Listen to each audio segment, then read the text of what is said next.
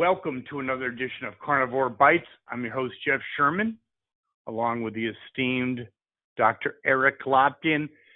And it's troubling times. It's the 1960s, deja vu all over again. Unfortunately, it was 50 years ago. I thought we moved all this, past all this stuff.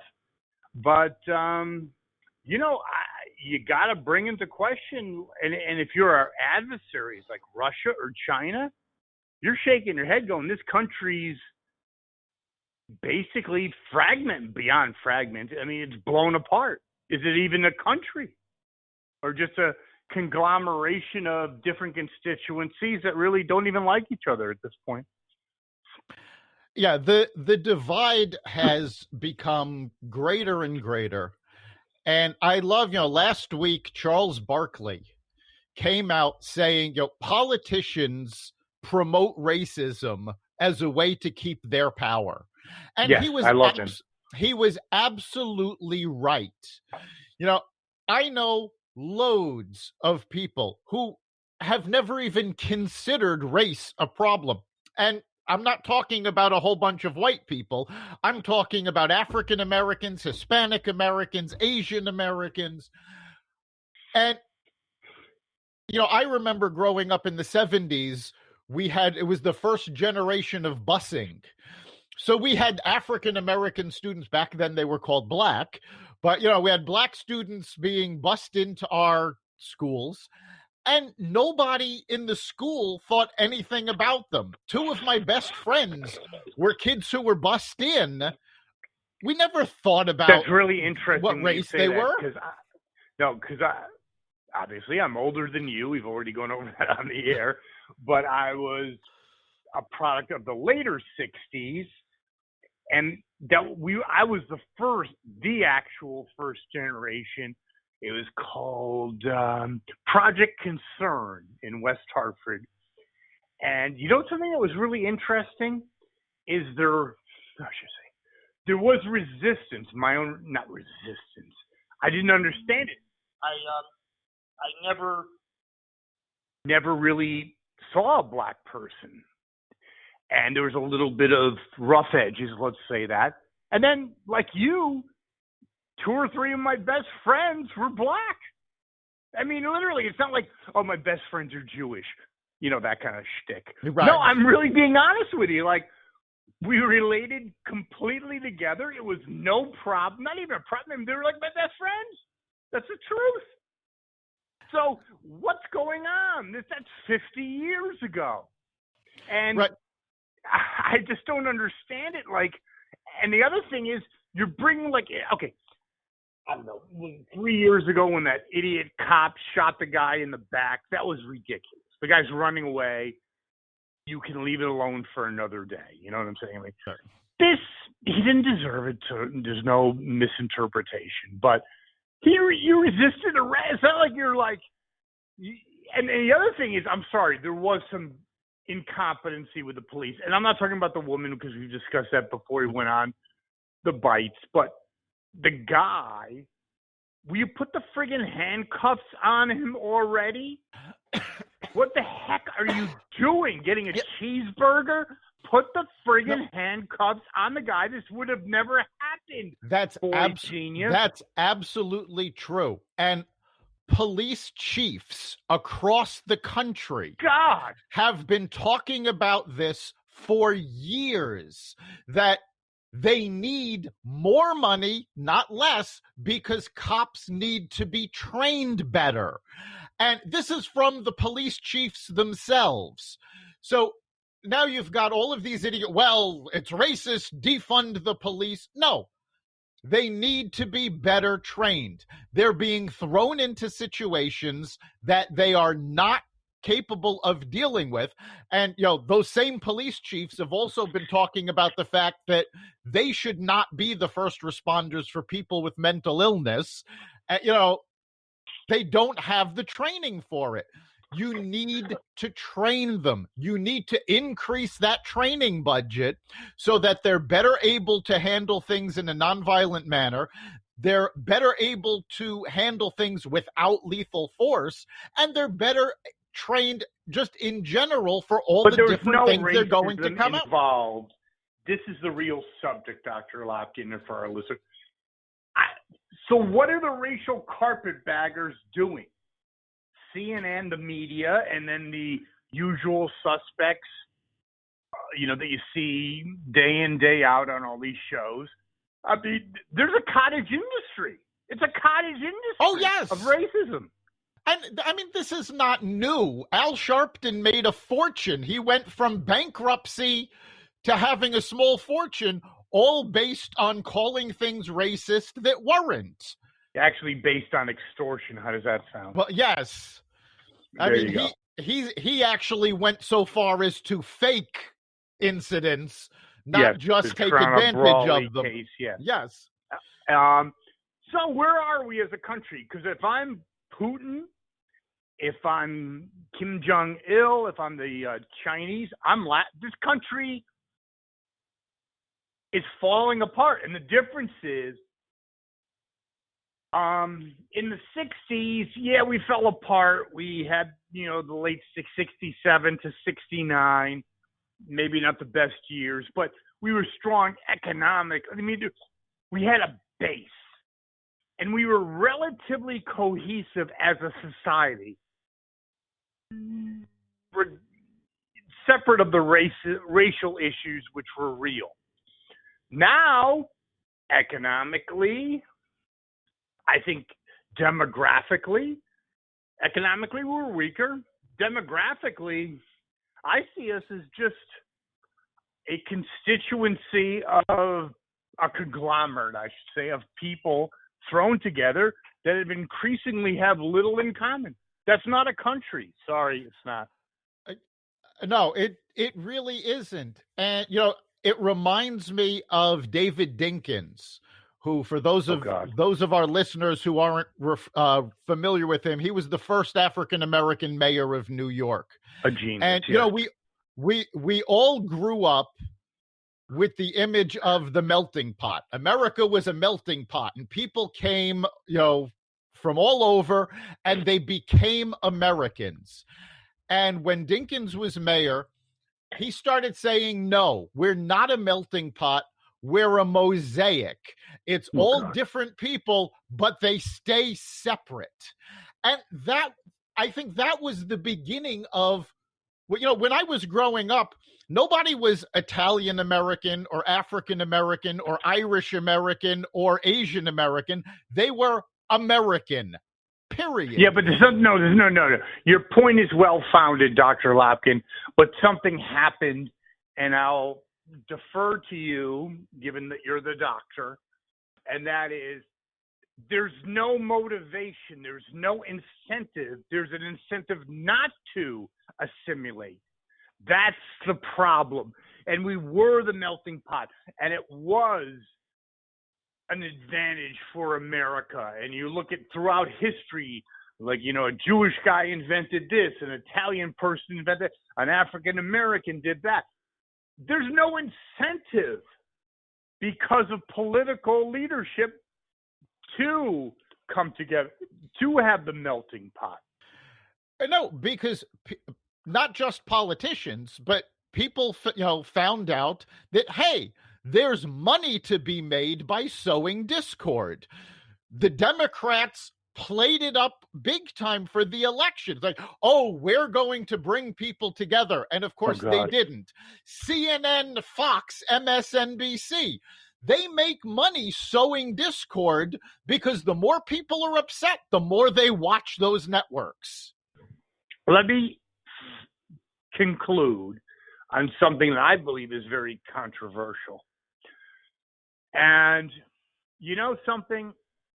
The blacks, African Americans of the 1960s, my God, they encountered amazing racism, disadvantageism, everything you could imagine, things I could never go through.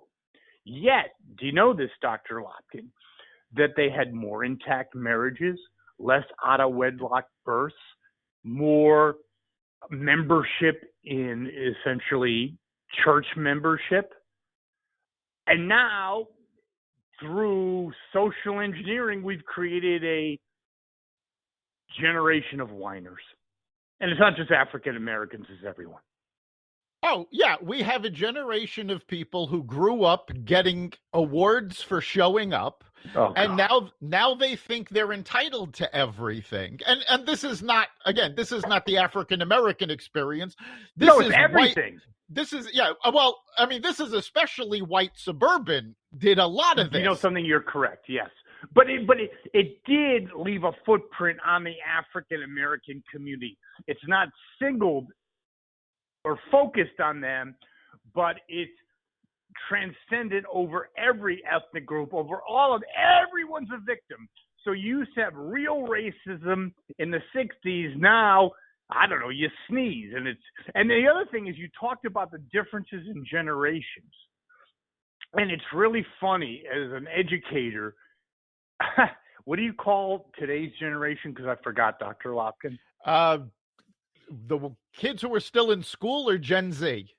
Okay, Gen Z. They're not buying it. It's gotten so, it's a caricature of itself. If you understand what I'm saying. They'll say, like, you just put on a show or a PowerPoint, they'll say, that's racist. That's nothing to do with race. It's not, I'm not getting that or into that. It's like almost like a joke. Well, remember, you had a university official say that math is racist because it requires you to get the right answer. Now, first of all, it's racist to assume that there's any particular race that can't get the right answer. But second of all, think of it from the point of view of being in an airplane. Most of us have gone places in an airplane.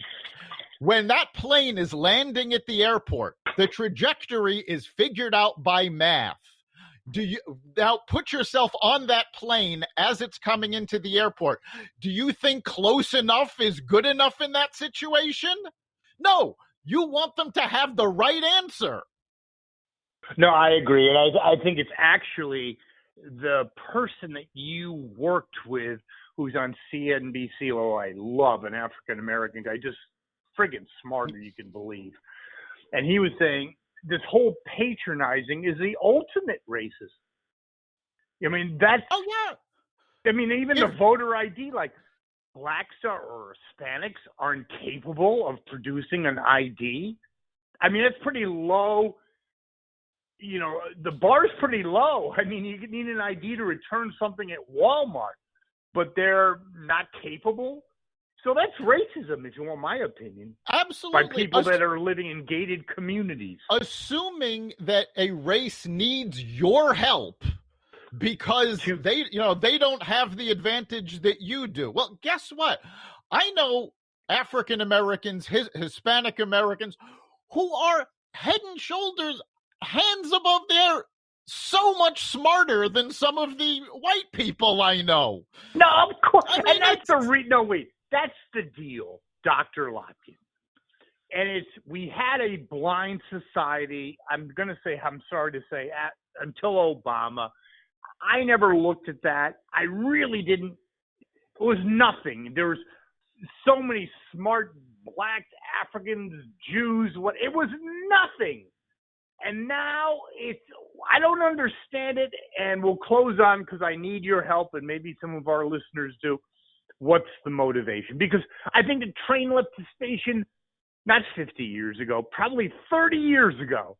No one cared, in terms of people your age, my age, younger, older. No one cares. Everyone was fine with it. I mean, it's so like friggin' Jurassic Park that people would ever care what race you are. But it's almost the entitled class. They're the ones that really still hold on to something that left the station years ago. Like the white guy working in the Jiffy Lube with African Americans. He's like going out getting beers with the people. It's them, not us, that's screwed up. Final thought. Yeah, racism is a real problem. But we have become a society that uses racism as an excuse. It's no longer let's solve the problem. It's let's call somebody a racist because that shuts down the conversation. They can't prove they're not racist, so we don't have to hear the facts in the matter. Yes, the only thing is, and I really kind of, for our listeners and for me, want your opinion. I actually am going to push back a little bit on that, Dr. Lopkin. Okay. Maybe I'm naive. It won't be the first time. I actually do believe that most people, not all, there's friggin' lead heads that were still most of your average American was beyond pretty much racial neutral, but you're kind of feeding into this thing that doesn't really even exist. Final thought. Yeah, no, I think you're there right. are morons. I'm trying to remember who it was. I think it was Craig Ferguson who made a comment that, as a stand-up comic, he had toured all across America, and most of what he found was that people don't care where you come from. They don't care what race you are, as long as you stay off their lawn. Yes, and that's it. So in closing, how much damage are we looking at? We're reversing 50 years of the most amazing experiment in human history. Only in America did you have every race, every religion coexisting, not just tolerating, but flourishing. And I think we're one of the things that made America what it was is now in jeopardy for political expediency. Final thought. No, I think you hit it right on the button. People found out that they could get political power and they could make money by exploiting racism. And we're no longer coming together as a people to fight this like we once did. We're splitting apart at the seams. And do you agree with me? And no question, you don't have to. But we're undermining the most amazing social experiment and success ever in human history in terms of the United States of America, where every race, every religion was basically losing its barriers. Not in total, I'm not naive, but in large measure, coming together to create the greatest country in the world. Now we're reversing 50, 60, 70 years of progress. Yeah, we're definitely reversing it. I mean, America was always the country. As new groups came, no group had it easy coming to America. Every group was discriminated against. Every group was, there was prejudice against them. But they assimilated and they became Americans. And when we all came together, that was the great experiment. Now we're encouraging people not to assimilate, not to come together. And as we split apart, we have destroyed that great experiment, and we are so much weaker apart than we are together. Exactly. Now, actually, the final thought, because I'm listening to what you're saying, aren't there really poo-pooing the amazing achievements of African Americans, who most of them believe what we're just talking about because of political expediency? African Americans over the last 50 years have done amazing achievements and beyond assimilation. I mean, basically position themselves right into Americans, and now we're reversing all their achievements. Final thought. Yes, they have made incredible strides. They've, both as a group and individually, Lord knows there's still, room for improvement. Of course. But if we keep calling everything racism when it isn't, we're we're making the real problem less than it is. We are just taking the problem and ignoring the real problem for this fake show that we see every day on the news. Dr. Lopkin, an extended version of Carnivore Bites. We won't be live this Friday, and it was worth examining because it is, and only Carnivore Radio can do what we do in terms of getting rid of ridiculous bias and examining issues for what they are. So, Dr. Lopkin, I thank you, and our listeners, I thank you as well. You've been listening to Carnivore Bites, part of the Exvadio Podcast Network. You can catch us every week on carnivoreradio.com, exvadio.com/podcasts, the Apple Podcast Store, Google Play, Spotify, iHeartRadio, and wherever you find podcasts.